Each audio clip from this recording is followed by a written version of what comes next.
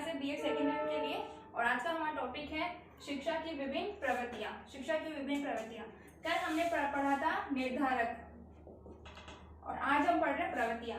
तो निर्धारक के कुछ जैसा ही कार्य करती है प्रवृत्तियां, कुछ जैसा नहीं, एक्चुअली बहुत ही ज्यादा सिमिलर कार्य करती हैं। तो शिक्षा की विभिन्न प्रवृत्तियां निर्धारक के जैसा ही कार्य करती है। जिस तरीके से निर्धारक का रोल था कि पाठ्यक्रम को और अधिक प्रभावी बनाना और उसमें विकास करना, उसी तरीके से प्रवृत्तियों का भी कार्य है कि पाठ्यक्रम को प्रभावी बनाना और उसका विकास करना। अब पाठ्यक्रम को प्रभावी प्रवृत्तियां कैसे बनाती है? प्रवृत्तियां एक विषय वस्तु के रूप में हम जोड़ सकते हैं। प्रवृत्तियां एक अलग से जो कि पाठ्यक्रम होता है, एक शिक्षा के अंतर्गत पाठ्यक्रम में जैसे कोई भी शिक्षा का पाठ्यक्रम है किसी भी क्लास का, उस पाठ्यक्रम के अंतर्गत अलग अलग पाठ्यचर्या होती है। पाठ्यचर्या यानी कि अलग अलग किताबें, अलग अलग विषय वस्तु, और अलग अलग किताबों के अंतर्गत अलग अलग विषय वस्तु होते हैं। और कुछ एक विषय वस्तु ऐसे होते हैं जो हमारे जीवन से संबंधित होते हैं, जो हमारे दैनिक जीवन से संबंधित होते हैं और वो हमारे जीवन में होने बहुत ही ज्यादा जरूरी है, जिससे कि हमारा जीवन सरल बनता है, हमारा और बच्चे का यानी कि बालक का, जिससे कि बालक का जीवन सरल बनता है।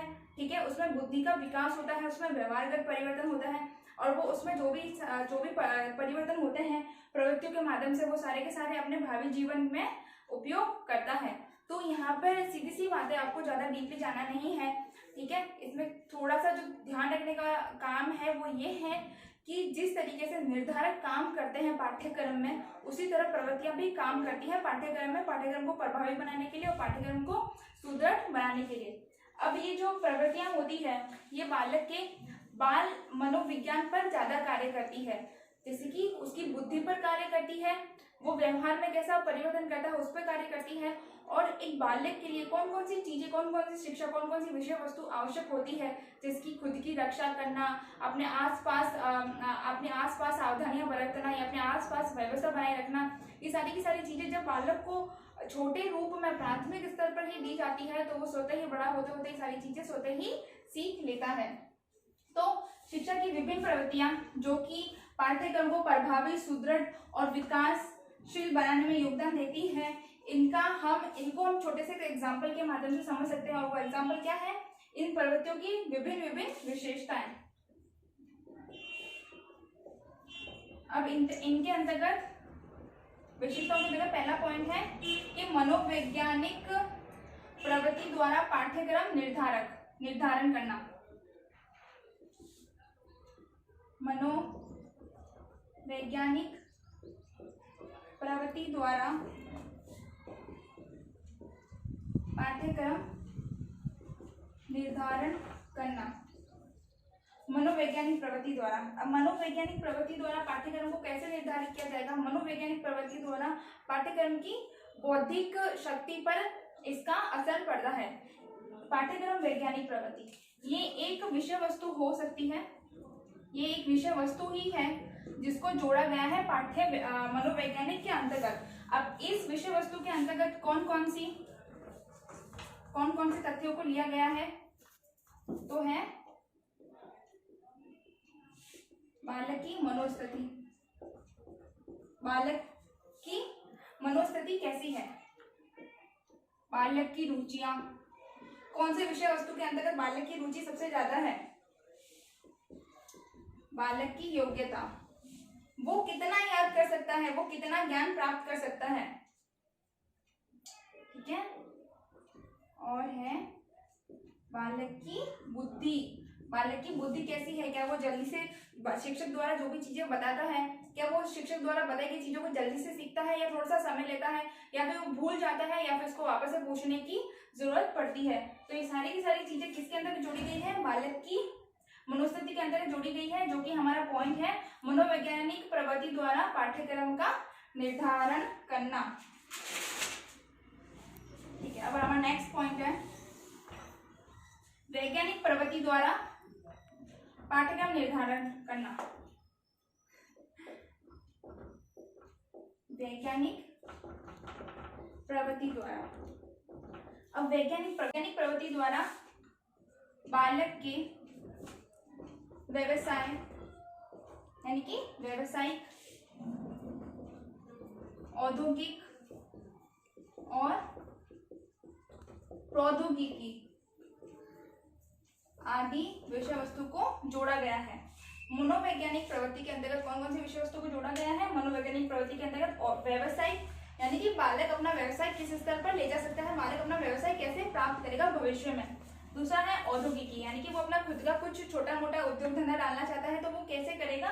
और फिर है प्रौद्योगिकी, यानी कि विभिन्न संप्रेक्षण, विभिन्न तकनीकी का उपयोग वो अपने दैनिक जीवन में कैसे करता है। तो ये सारी की सारी वैज्ञानिक के अंतर्गत आता है। और वैज्ञानिक के अंतर्गत ये सारे के सारे क्या है, ये सारे के सारे खोजें हैं, प्रयोगें होती है। अब ये जो वैज्ञानिक प्रवृत्ति है उसके अंतर्गत भी निम्नलिखित बिंदुओं को जोड़ा गया है, निम्नलिखित विषय वस्तु को जोड़ा गया है। पहला है आत्मरक्षा के कार्य, पहला है आत्मरक्षा के कार्य। आत्मरक्षा कार्य के अंतर्गत दो विषय वस्तु जोड़े गए हैं। पहला है हाइजीन और दूसरा है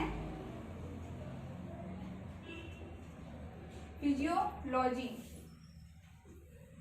पहला है हाइजीन, दूसरा है फिजियोलॉजी। हाइजीन क्या है?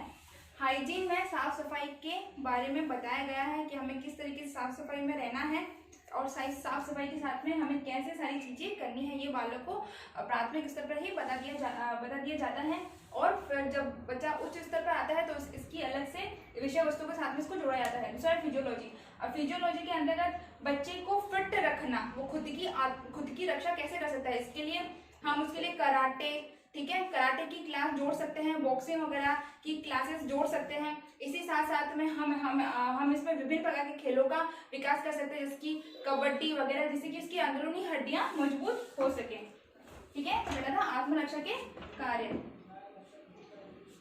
दूसरा है जीवन को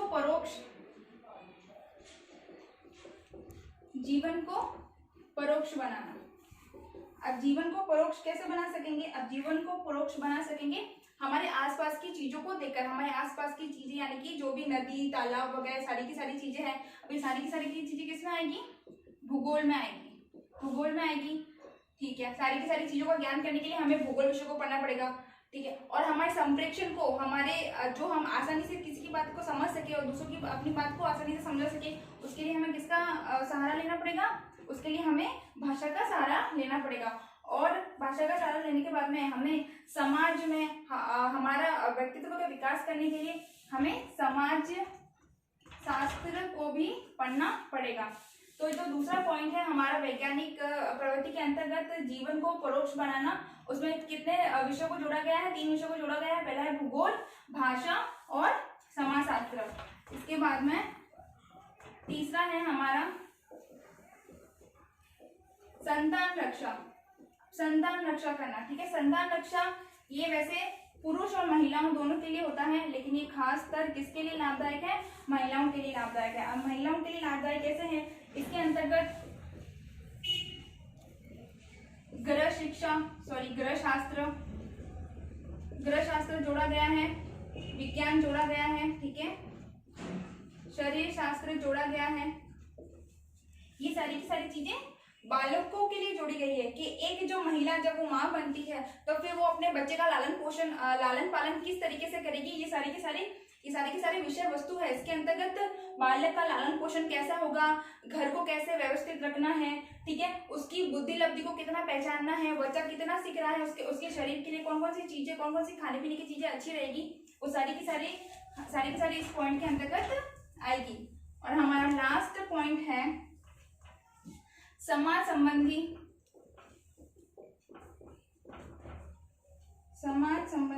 कार्य।